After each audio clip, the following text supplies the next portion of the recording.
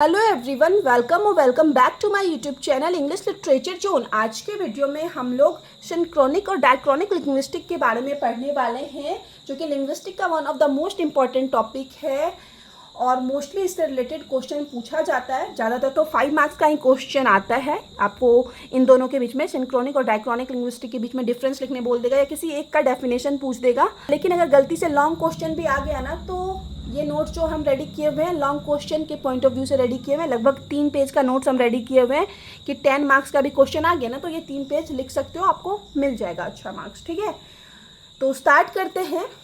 Synchronic और diachronic are 2 different branches of linguistic. Synchronic और diachronic दोनों जो है अलग अलग ब्रांच है लिंग्विस्टिक की अलग अलग शाखाएं हैं।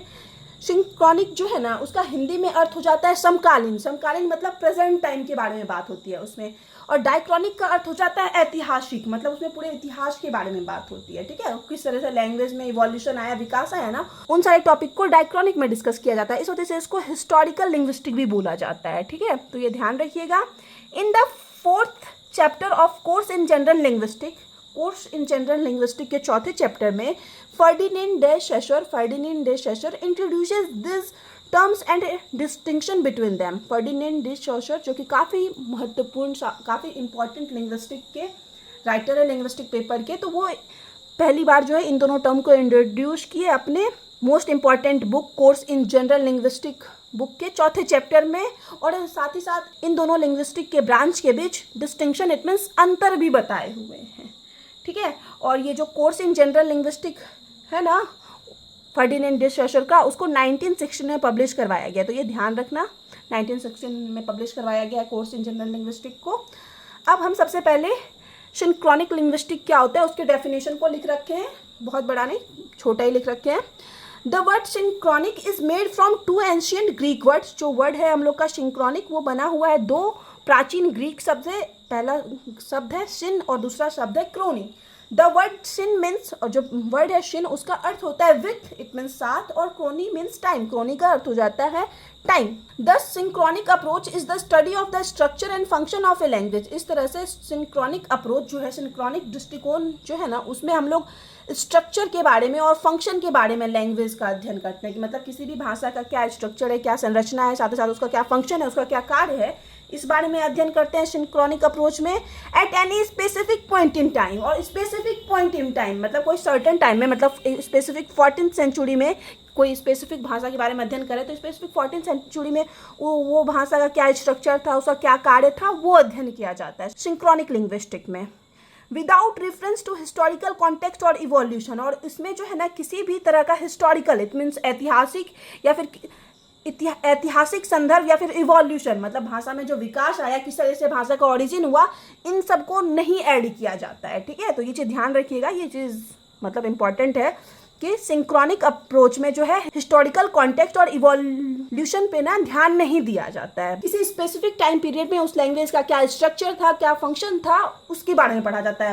Chaucer analyzes this to studying a chess game in progress without considering previous moves. Chaucer जो ऑथर है फर्डिनेंड डे शेशर, वो ना सिंक्रोनिक अप्रोच का जो है तुलना करते हैं, कंपैरिजन करते हैं चेस के गेम से। और किस तरीके से चेस के गेम से, वो बोलते हैं सिंक्रोनिक अप्रोच जो है ना, इसे चेस के गेम की तरह समझ सकते हैं हम लोग। शॉशर कहते हैं कि इसे पिछली चालों पर विचार किए बिना, मतलब विदाउट कंसिडरिंग प्रीवियस मूव, पिछली चालों पर ध्यान दिए बिना, मतलब शतरंज के खेल का जब अध्ययन किया जाता है ना, तो उसी को सिंक्रोनिक अप्रोच बताया हुआ लिंग्विस्टिक का। मतलब जिसमें हमको पहले के बारे में कुछ भी ना पता हो कि गेम स्टार्टिंग से कैसे चल रहा है, बीच में आए और बीच में उस गेम को समझने की कोशिश कर रहे हैं।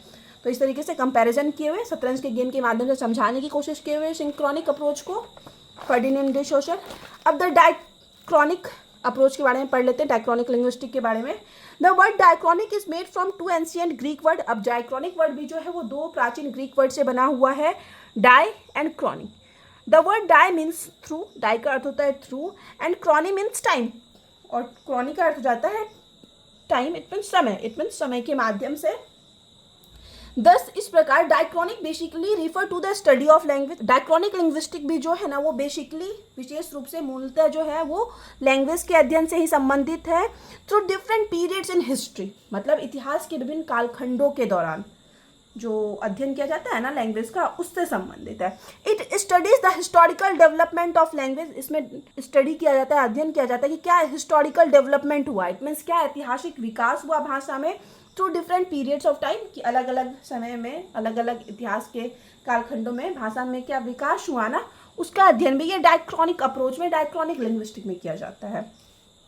This method addresses how language transform, इस मेथड में एड्रेस मतलब यही हो जाता है कि हम लोग बोल सकते हैं स्टडी किया जाता है या अध्ययन किया जाता है, कि इस मेथड में अध्ययन किया जाता है कि लैंग्वेज में कैसे बदलाव आया, ट्रांसफॉर्मेशन आया। लुकिंग एट द ओरिजिन, मतलब उस लैंग्वेज के ओरिजिन के बारे में पता किया जाता है कि किस तरह से इस लैंग्वेज की उत्पत्ति हुई। चेंजेज इन लिंग्विस्टिक स्ट्रक्चर, कि कैसे उस लैंग्वेज के लिंग्विस्टिक स्ट्रक्चर में, संरचना में परिवर्तन आया। मीनिंग्स के बारे में, यूजेस के बारे में कि किस तरीके से वो लैंग्वेज यूज में आया। And considering the influence of cultural, social and historical factor, और साथ साथ उस लैंग्वेज पे परंपरा का, समाज का और हिस्टोरिकल, इट मीन्स ऐतिहासिक कारणों का क्या इफेक्ट पड़ा ना, इन सब चीज़ का अध्ययन जो है वो डायक्रॉनिक लिंग्विस्टिक में, डायक्रॉनिक अप्रोच में किया जाता है। Diachronic analysis is more like observing a game of chess, noting its moves, impact and evolution. अब डायक्रॉनिक अप्रोच को भी जो है चेस के गेम के माध्यम से फर्डिनेंड डे सोसर समझाए हुए। डायक्रॉनिक एनालिसिस भी जो है ना, वो भी एक चेस की गेम की तरह है, जिसमें कि चेस के गेम को अच्छे से ऑब्जर्व किया जाता है। नोटिंग इट्स मूव्स, सारे चालों को ध्यान से देखा जाता है स्टार्टिंग से। एंड इम्पैक्ट, साथ ही साथ उन चालों का क्या प्रभाव पड़ा। एंड इवोल्यूशन, और कैसे कैसे गेम आगे बढ़ा है, इन सब चीज़ का अध्ययन किया जाता है। तो ये इस तरीके से जो है पूरे चेस के गेम का अध्ययन किया जाता है डायक्रॉनिक अप्रोच में स्टार्टिंग से। लेकिन वही जो हम लोग का सिंक्रोनिक अप्रोच था इससे पहले वाला, उसमें स्पेसिफिक टाइम पीरियड में, स्पेसिफिक जिस समय हम गेम को देखना शुरू करेंगे उसी समय से गेम का अध्ययन स्टार्ट करेंगे, तो वो सिंक्रोनिक अप्रोच में आ जाता है। ठीक है, अब मोस्टली जो इस टॉपिक से रिलेटेड क्वेश्चन पूछता है दोनों के बीच में डिफरेंस बिटवीन सिंक्रोनिक और डायक्रॉनिक लिंग्विस्टिक, तो ये मोस्टली 5 मार्क्स का पूछा जाता है। तो उसका आंसर लिखने से पहले ना आप, मतलब कोई भी क्वेश्चन लिखोगे तो सबसे पहले तो हेडिंग डालोगे ही। हेडिंग डालने के बाद सबसे पहले आपको ये वाला सेक्शन लिख देना है। ठीक है, स्टार्टिंग का ये वाला सेक्शन लिख देना है, उसके बाद सीधे डिफरेंस पे आ जाना है, अगर 5 नंबर का पूछा है आपसे एग्जाम में तो। ठीक है, अब अंतर देख लेते हैं। सबसे पहले डेफिनेशन के आधार पे हम अंतर बताए हुए हैं दोनों में, इसी तरीके से लिखना आप डिफरेंस एग्जाम में, अच्छा नंबर मिलेगा आपको। एक तरफ सिंक्रोनिक अप्रोच है, सिंक्रोनिक लिंग्विस्टिक है, दूसरी तरफ डायक्रॉनिक है। फिर से डेफिनेशन तो वही जो हम पहले पढ़ाए हुए हैं। द ब्रांच ऑफ लिंग्विस्टिक का ब्रांच है that analyse the structure of language, जिसमें लैंग्वेज के स्ट्रक्चर का विश्लेषण, अध्ययन किया जाता है at a given point in time, किसी गिवन पॉइंट में, किसी स्पेसिफिक मुख्य टाइम में, किसी स्पेसिफिक, इट मीन्स किसी निश्चित समय में। द ब्रांच ऑफ लिंग्विस्टिक, ये भी लिंग्विस्टिक का ब्रांच है, दैट स्टडी लैंग्वेज, जिसमें कि लैंग्वेज का अध्ययन किया जाता है through different period in history, मतलब इतिहास के अलग अलग पीरियड में, अलग अलग कालखंडों में ये डायक्रॉनिक लिंग्विस्टिक का अध्ययन किया जाता है। अब टाइम के आधार पर क्या डिफरेंस है। Study of language at any given point in time, इसमें लैंग्वेज का अध्ययन किया जाता है किसी गिवन पॉइंट ऑफ टाइम, किसी स्पेसिफिक, इट मीन्स किसी निश्चित समय के बारे में अध्ययन किया जाता है। स्टडी ऑफ लैंग्वेज, इसमें जो लैंग्वेज का अध्ययन किया जाता है through different period in history, history के अलग अलग कालखंडों में जो है किस तरह से लैंग्वेज में बदलाव आया, वो सारा अध्ययन जो है ये डायक्रॉनिक में किया जाता है। अब स्टडी क्या क्या अध्ययन किया जाता है वो पढ़ लेते हैं। ग्रामर के बारे में, क्लासिफिकेशन, इट मीन्स वर्गीकरण के बारे में, and arrangement of the features of a language, किसी भी लैंग्वेज के विशेषताओं के बारे में, किसी स्पेसिफिक लैंग्वेज और स्पेसिफिक टाइम में जो उस लैंग्वेज की क्या क्या फीचर्स है, क्या क्या विशेषता है, उसका अध्ययन किया जाता है सिंक्रोनिक में। और कंपैरेटिव लैंग्वेज, इसमें जो है कंपैरेटिव लैंग्वेज, इट मीन्स तुलनात्मक अध्ययन किया जाता है। इटमोलॉजी इट मीन्स ओरिजिन से रिलेटेड, कि किस तरह से उत्पत्ति हुई लैंग्वेज की, उसका अध्ययन किया जाता है। लैंग्वेज इवोल्यूशन, और किस तरह से लैंग्वेज में विकास हुआ है ना, उसका अध्ययन भी किया जाता है। ठीक है, तो ये 3 अंतर हो गया। अब सबसे आखिरी 4th डिफरेंस देख लेते हैं। हिस्ट्री एंड इवोल्यूशन के आधार पर, इतिहास और विकास के आधार पर। Does not focus on history and language evolution, इसमें जो है आप लोग को स्टार्टिंग से ही पता होगा कि सिंक्रोनिक अप्रोच में जो है नहीं फोकस किया जाता है ऐतिहासिक और लैंग्वेज के अध्ययन में, या फिर ऐतिहासिक लैंग्वेज के विकास में। उसके बाद focuses on the history and language evolution, और वहीं दूसरी तरफ डायक्रॉनिक अप्रोच जो है, डायक्रॉनिक लिंग्विस्टिक में जो है वो स्पेसिफिक फोकस किया जाता है उसके इतिहास और लैंग्वेज इवोल्यूशन, इट मीन्स भाषा के विकास पर। ठीक है, तो यहाँ पे हम लोग का नोट्स वाला सेक्शन खत्म होता है। वीडियो अगर आपको अच्छा लगा, आपके लिए हेल्पफुल है, तो आप लोग वीडियो को लाइक करना, चैनल को सब्सक्राइब करना, कमेंट करके बताना वीडियो आपको कैसा लगा, और नेक्स्ट किस टॉपिक पे वीडियो चाहिए वो कमेंट करके भी बताना। मिलते हैं नेक्स्ट वीडियो में नेक्स्ट टॉपिक के साथ।